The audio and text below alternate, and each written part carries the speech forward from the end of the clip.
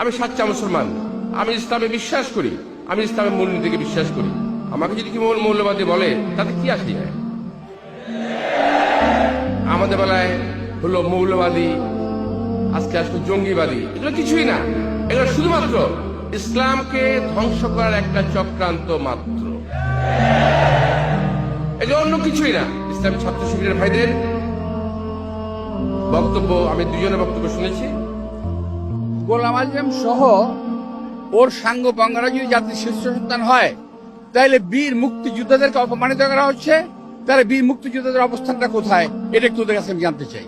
এটা তো অবশ্যই এই দলটি 1947 সাল থেকে অদ্যাবধি 47 সাল, 71 সাল এবং এখন পর্যন্ত দেশের শান্তি কখনো কামনা করে নাই এবং করে না। তারা দেশের স্বাধীনতা চায় নাই, এখনো তারা দেশের স্বাধীনতা চায় না।